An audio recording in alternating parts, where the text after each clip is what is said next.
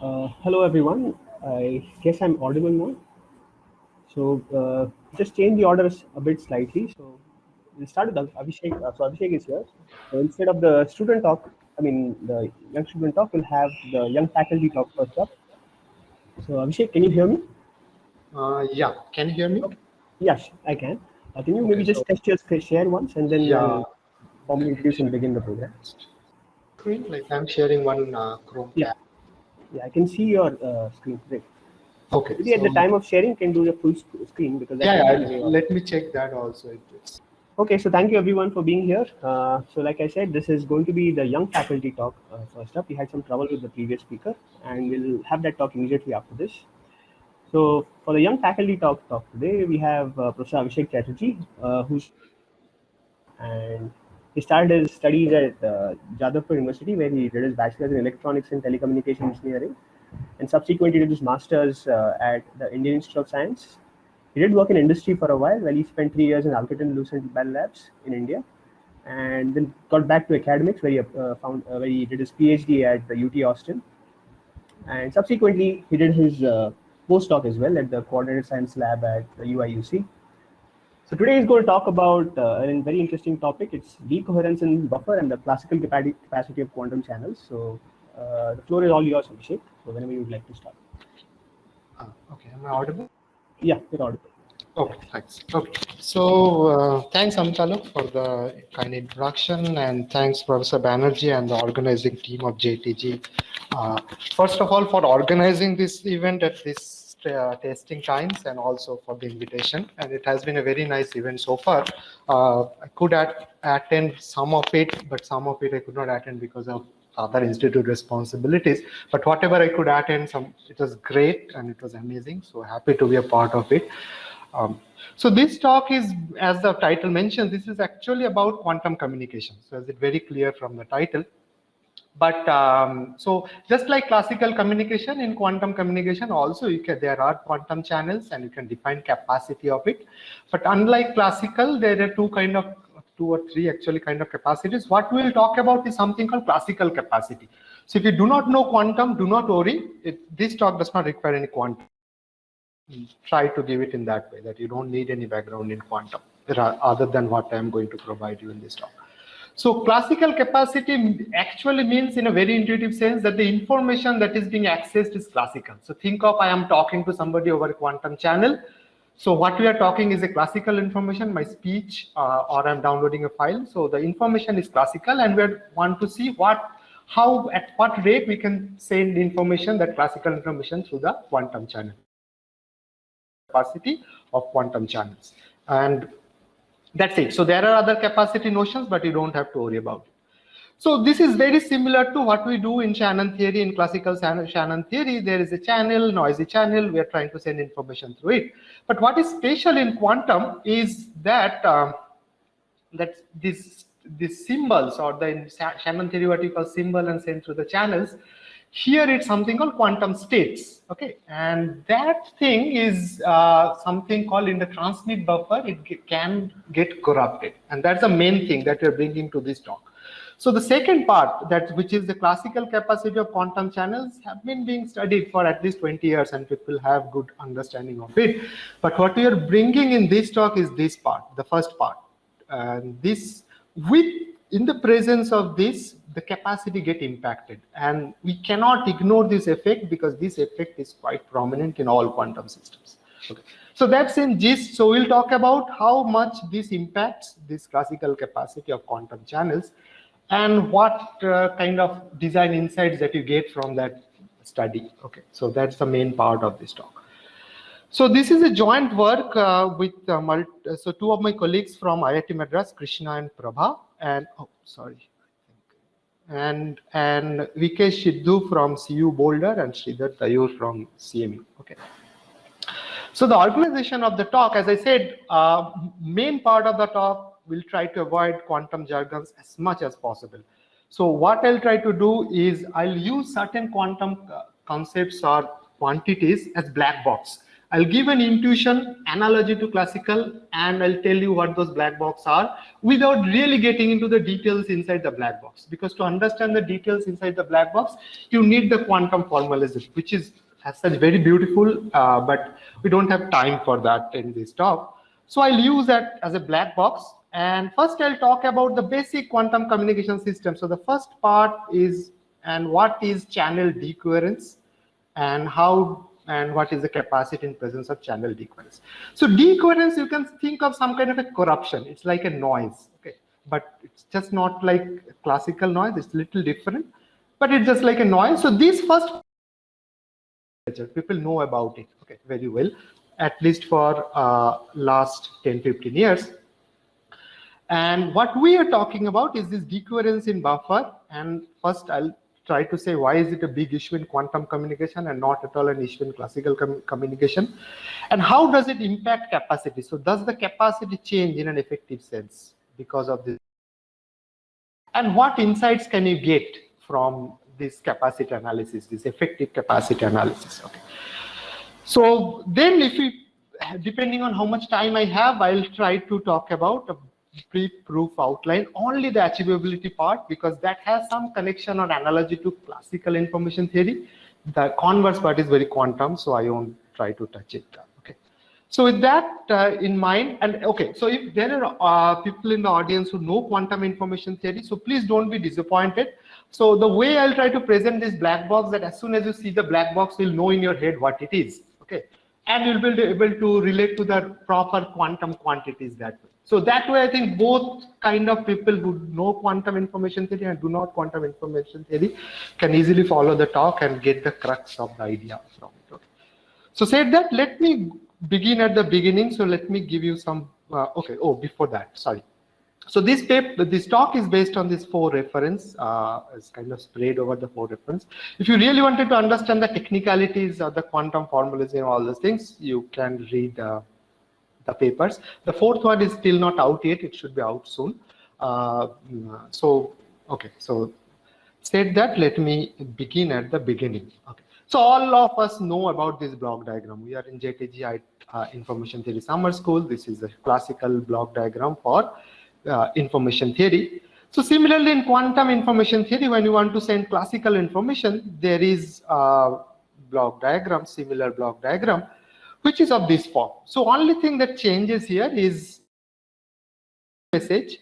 First you encode the message into classical symbols, just as you do in classical, but the transmission through a proper physical channel, you map into something called quantum states. Okay. Quantum states are qubits. So these are the quantum analog of the symbols. Okay. Okay. So the encoder is composed of 2 parts, one mapping from message to classical, then from classical to quantum. Okay. And then you transmit it. So this transmission device is also some quantum, because they have to send quantum states. It goes to a channel which is also quantum, and the states that you send, which are like the symbols in the classical thing, get distorted. Okay, so distortion happens. So instead of ρ1, you receive some ρ1 prime and so on at the receiver, and receiver takes it and tries to decode and find what the message is, or the true message. So just like classical, only the change is the thing that is going to the channel is, instead of classical symbols, it quantum states. Okay. So you don't have to know really about the details of the quantum states. So if you to follow the talk, you don't have to know about it. So now let me give you one example. Okay, one example of this scenario is something called, for example, if the current, the most prevalent form of quantum communication today is this communication through optical communication. So what you do, you have a fiber optics, and through that you send photons, and the states, the quantum states, are actually polarization of photons. Okay, so and you send it to the optical fiber, and at the end, what happens, due to whatever happens in the channel corruption, the polarizations get distorted. So this ρ1, ρ2, ρn are polarization of photons, photon 1, photon 2 till photon n, and these ρ primes are the received one, ρ1 prime, ρ2 prime, and ρn prime. Okay. So there is one small difference, or say I'd say it's an important difference also, but is that Unlike the classical case where it was a probability kernel, which is like an IID product, it's not a probability kernel because it's a quantum probability, but there is something similar to IID. Similar to IID in the sense that you can think of it has some kind of a factorization form, not distribution factorization. It's something called a tensor factorization. You don't have to know the term, but it has some similarity. So what I'm trying to say here, the point here is there are similarities. So we can the classical intuition as an analogy here. But when it comes to technicality, the technicalities will be a little different. But in this talk, we are not going to deal so much about the technicality. So, but it's good to keep in mind. So as I'm talking so much about the noise, so let me tell you what actually the noise is. It's not like this. So in classical communication, the noise is generally thermal noise. So you have a voltage you are sending or a current you are sending, receiving an antenna signal in the antenna. The noise is actually a thermal noise, or a thermal voltage or a thermal current that get added mostly on top of the signal. In quantum, the thing is little different. Okay, so I'll just give you one idea of what's happening here. Is what happened is that suppose you're sending a quantum state, the way the channel or the channel noise works is what it does. This is a state, and what this channel or the noise does to it is does an irreversible mapping, okay, of the quantum state. And this happens because when this photon is going through the medium, with the medium, and due to its interaction with the medium, it loses some of the state informations. Okay, and this phenomena is also called decoherence. Okay, this phenomena is called decoherence. So noise and decoherence, the channel noise and decoherence are the same. Most quantum communication systems study decoherence in the channel. So you are going to the fiber optic cable, the photons are going through it, they're interacting with the cable. So cable is, fiber optic cable is some kind of a medium, and they're losing state information. This is decoherence. Okay. And this decoherence depends on the transmission, transformation, or the mapping depends on three things primarily. One is what is the nature of the interaction. So what kind of state are you sending? So if it's a photon state of polarization, there are certain kind of interaction. If it's a spin of an electron, something like that, it's a different kind of an interaction. And also of the interaction, that also depends on the medium and also the nature of the state, okay, physical nature of the state, and also how long do you interact. So you interact longer, you are more likely to lose more information. How things generally are in physical systems, you interact longer with this environment, you lose more and more information. So to go back to our photon analogy and fiber optics analogy, so again, the states are polarization of photons. So this example of photons going through fiber will keep in our mind. Good intuition. So if wherever we are talking about channel and states, think of photons, polarization going to fiber optic, getting distorted. Okay. So the nature of interaction. So the way you lose information, it might be that photon escapes the fiber. So it just escapes the fiber. It can. In quantum, it happens. Okay. So you have heard of this phenomena called tunneling, and so or it might happen the polarization get distorted. So there is a certain state, it's rotated, distorted in a different way, and that's how the nature of the interaction is. Intensity is like the probability of escaping the fiber or the rate is happening. Okay, so that is captured by the interaction. Okay, intensity of interaction. And duration of interaction is exactly the flight time. So it depends on the length of the fiber and the speed through the fiber. Okay, how fast the photon is traveling depends on the medium quality, the refractive index, and the length of the fiber.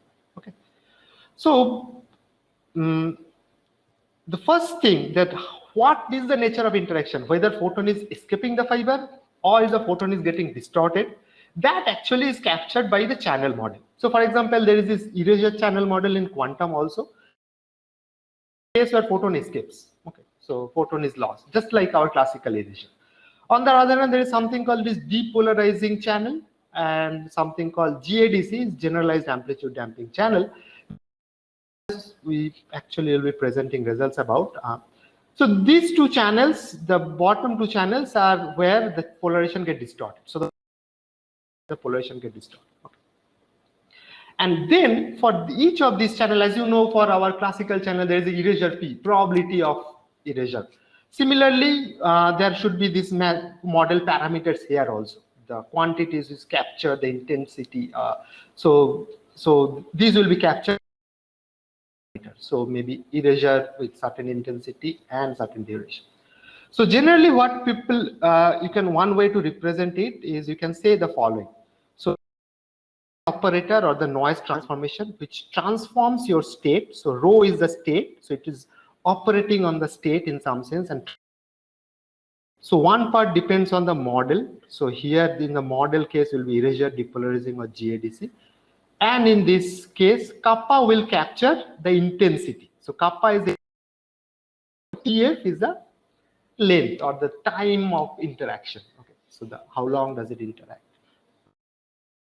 So now let me give you one example of erasure channel. Okay, how it will happen. So you may say the erasure channel here in this quantum scenario is the photon escapes the fiber or the medium with probability PT, where T is the total time spent in the medium, and the way PT behaves is the particular form. Okay. So why this and why it's like this, that has some physical insight into it. I cannot explain it here, but this is a very well-known form, and it happens, it's quite seen in quite some time. It occurs in practice quite frequently. So this is a simple erasure model. Depolarizing channel is something like this. That similarly there is one notion of PT. So depending on how long you interact, but the output is a PT mixture of the most entropic state and the state you actually transmitted. So instead of receiving what you transmitted, you receive a mixture, a probabilistic mixture. So this mixture is a probabilistic mixture of the most state. There is a notion of most entropic state in quantum information also. So, and that state and the transmission state gets mixed up. So this most entropic defined in terms of something called, just like our classical information quantity entropy, we have von Neumann entropy in quantum, and you can define a most entropic state using that. It's actually a very interesting story that actually the notion of quantum entropy was introduced much before Shannon entropy. Quantum entropy was introduced by von Neumann in 1932, and then Shannon entropy, and later people realized that one is a generalization of the other. So that's a very interesting story. And there is this third channel, which is symmetric generalized amplitude damping channel. So I cannot describe this channel without going into the mathematical formalism. So what I'll try to say, this is one channel. So think of, there are two kind of polarization. One is vertical and one is horizontal. What this channel does is it damps some kind of the polarization in both directions and also try to rotate it, but in some kind of a symmetric form. So that's what the symmetric term means. Okay. So this is some kind of a very high level example. So now the next slide is quite important. So please keep this in mind. That's where I'll introduce the black box. Is just like classical, you can define so just like classical information theory, you can define a classical capacity for part channel use for quantum. And the definition is very similar. Just instead of classical codes, you have quantum codes. Okay, that's all. So all of you are very familiar with this definition. And you can define capacity also. So, and you can actually get the capacity. So this capacity of this channel, erasure and depolarizing, are known at least for 15 years. And GADC is also known recently, and it has been, I think, last 4 or 5 years people have worked on it and people know. And this expression, this C model kappa tau F, so which is the capacity for a particular model, particular kappa and particular TF, this is very well known as a closed form single letter expression. So that's important. Closed form single letter expression is very well known. Okay. So what I'll do from here onward, I'll use these two things, this noise and the capacity, as black box. Okay. So look at this capacity. So this is just a function call. Think of it. I'll input the model, I input kappa and I input TF, some number. So I'll use these two as black box and I'll tell you what happens when you have decoherence in the buffer. Why? Okay. Is it clear so far? Okay. Move now. Any questions? Yeah, you can proceed. Oh, Yeah, sure. Okay. So let me move to the next part. So keep this black box in mind because everything will be answered in terms of this. And people who know quantum information theory, I'm sure you can see what this is. This is the Polevo quantity, or let me not name it. Okay. So yeah. So now decoherence in the buffer. What happens? Why is it important? X1, X2, Xn are converted into some quantum states. They are stored in a buffer somewhere, right? Before they are being transmitted one by one. But when they are in the buffer, what happens is that if you make all of them at the beginning, they stay in the buffer. And these buffers, what are these buffers in quantum information theory or in say optical communication of optical quantum communication? Is that your channel is a fiber medium, the buffer is also a fiber loop. Photons keep circulating in a loop, and when it turns calm, it's sent through the transmitter channel. There is some kind of a gating operation. So if states are being buffered and they're looping through a fiber loop, just like going through a channel, they'll also suffer decoherence here also. Okay. In classical, absolutely safe, nothing happens to those bits. But in quantum, we don't have very nice buffers. So buffers are often of this kind. And when you're circling to this loop, you suffer decoherence. Okay. So what's happening here is then each bit, like each quantum state, instead of saying a channel which is n kappa tau f, Tf, is seeing n kappa Tf plus the buffer time. So its noise actually would have intuitively increased because it is interacting for more time with the environment, Tf plus the buffer time. Now you may say there is a simple solution, and it looks like what? Don't make all the states a priori, make one by one and send it. So no decoherence in the buffer, things are all fine. But that's not really the case. The issue here is that to prepare the states just before transmission, you should know how long does it take to transmit it to the transmitter and being received, so that you can keep the next qubit or the quantum state ready for transmission. But the sad part is that despite that, you will have buffering because of the simple fact that this part, this transmission and reception, how much does it take? It's not a deterministic quantity. It's a stochastic, because all these devices, transmission devices, reception devices, they are quantum devices and they have some variability and they go into something called deadlocks sometimes, and deadlocks are for random times. So you won't have. Best what you can do is you keep preparing your bits, cube states, like gradually in a time span way, but the processing is random. So it's a basic fact in King theory. In this scenario, still there will be buffering, and each of these bits will have some waiting time in the buffer. They'll spend some time, and those times, the times they wait in the buffer, each of these states, they're not same, not even IID, they're non-IID. Okay. So that means what's happening here is that each of these qubits or quantum states are seeing a different channel, okay, which is this noise kappa Ta plus this Wi, depending on how much it has weighted in the buffer, and these channels are not IID. And not only that, this is also not with empty buffer. If it begins with empty buffer, it's not stationary, it's only asymptotically stationary.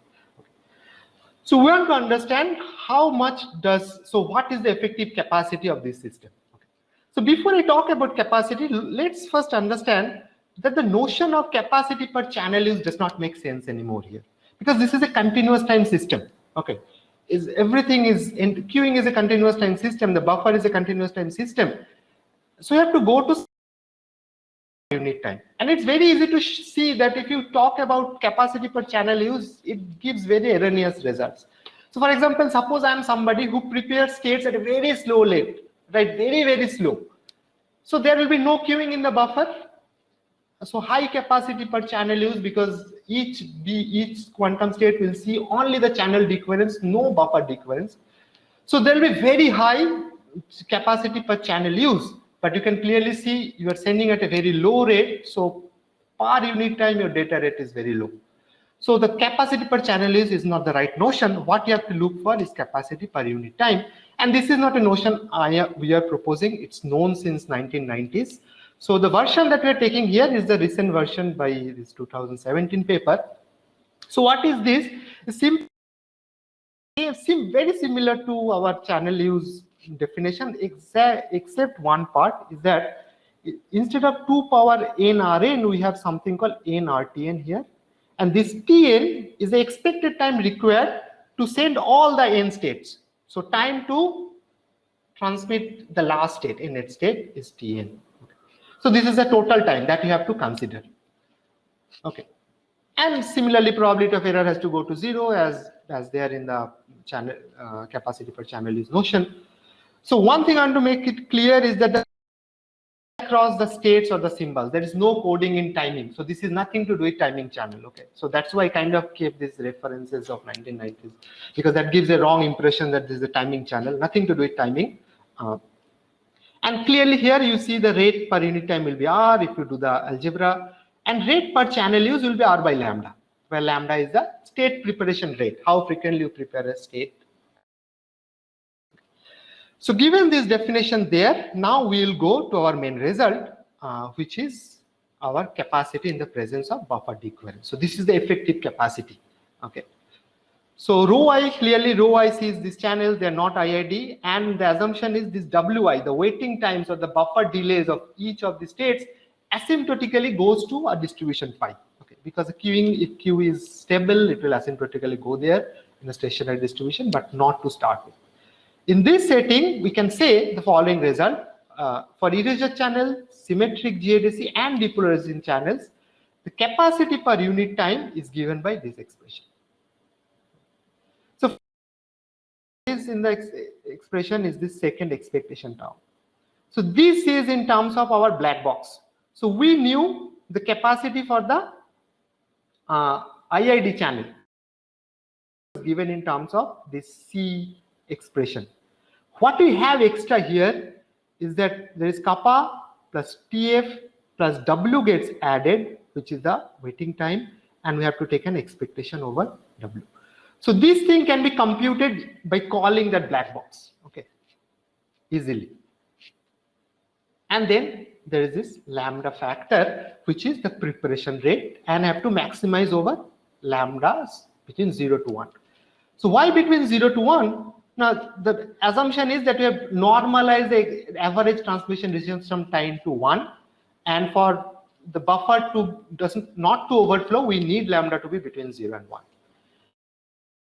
One more thing, though these two terms, lambda and this expectation, they look separate and looks like this expectation should come outside the maximum and I can just maximize 1, it's not so, because this lambda shows up in the stationary distribution of the queue. Arrival rate impacts the stationary distribution of the delays in the queue. Okay, so that way. Sorry to interrupt, Amitabh. Yeah. You have around 5 minutes. Okay, just want to. Yeah, sure. Thanks. So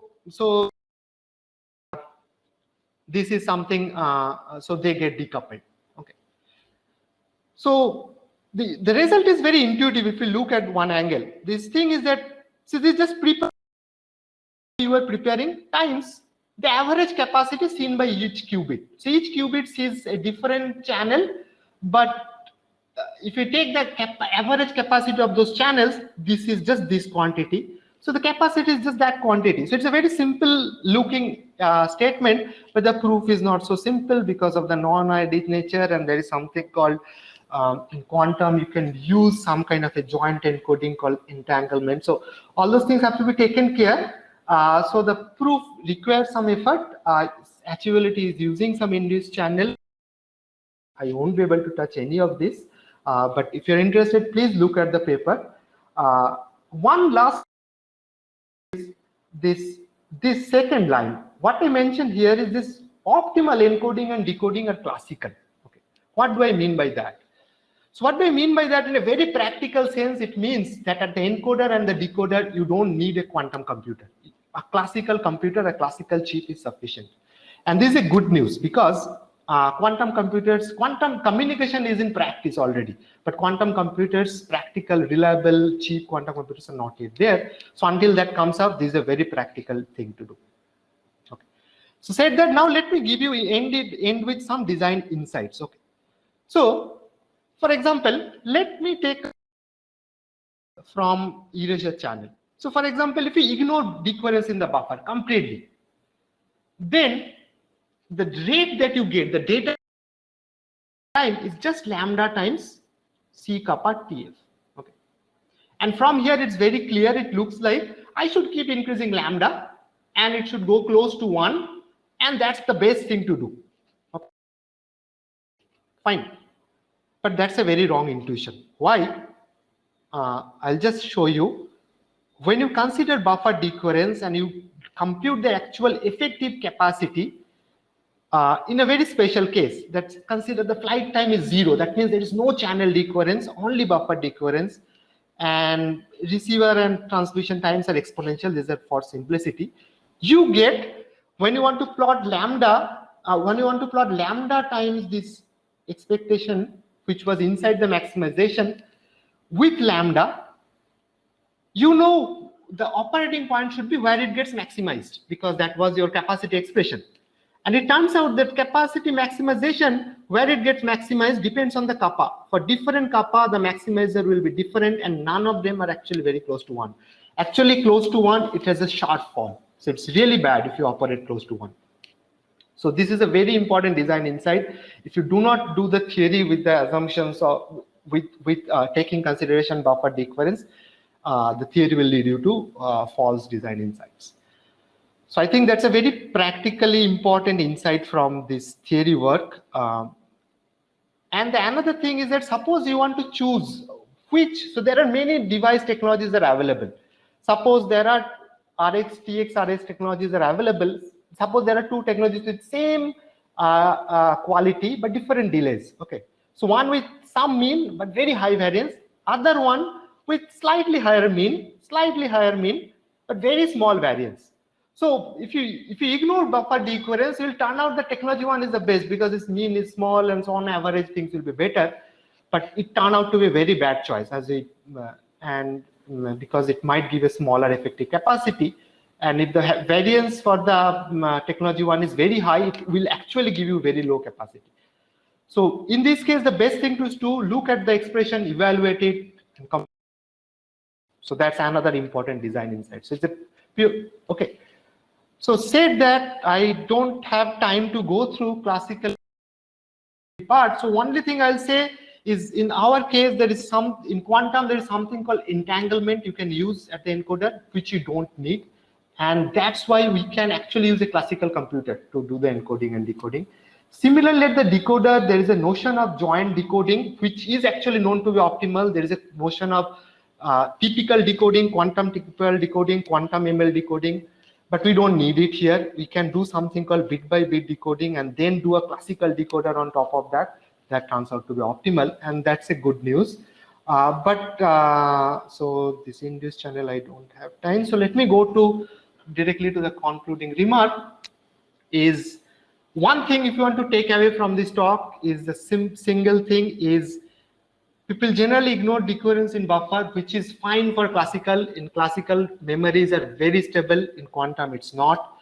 And if you ignore decoherence in the buffer, as you saw, you might get very misleading design choices. So you should include that. And this is the theory part, which is the interesting part, that it leads to interesting new channels. And we obtain effective capacity results. The theoretical journey was interesting, but I could not cover it here. And the main thing is that our result shows that still classical encoding and decoding is good. So until we don't get quantum computer or reliable quantum computer, that's a great story. And there are very interesting directions which follow. Is that look at that. So far, I'm only talk about one stream of data and one user, one buffer. So, but in practice, you have multi-user, multiple buffers, and all those things. So, multi-user systems, how do you study it? Interesting scheduling things, because I also work in scheduling problems, which is interesting to me. Some of you might also be interested. There are very interesting intra-queue scheduling and inter-queue scheduling. So, for example, queues for these buffers is not the best. Okay, so you can actually show that. Okay. So said that, I'll end the talk here. Thank you for your patience, and if there are any questions, I'm happy to answer. Yeah. So I should go. Thanks to a lot, the Abhishek. Yeah. So I'll just maybe thank you for a great talk. Actually, so what we'll do is we'll take a couple of questions because we don't have a lot of time. There are two actually already there. Both are pretty interesting. So the first question is asking you whether the proof is constructive. This is the achievability part, and related to that is, does it tell you how to design codes that will achieve capacity? Yeah, so that's a very good question. So far the proofs are all like achievability kind of proofs, random coding arguments. But if you use Einstein's lemma, which is common in classical information, you can actually come up with a constructive code, but it's not a polynomial time code design. So it's constructive, but not polynomial time.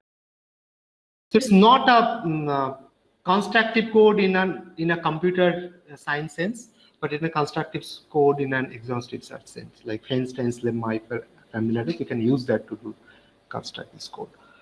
How do we transmit qubits to fiber as channel? Will they not become certain like bits? No. So see, I don't understand the physics of it so much. That people can transmit quantum states through fiber. They can do something like that. How, like, so fiber can be seen as a medium for a quantum also.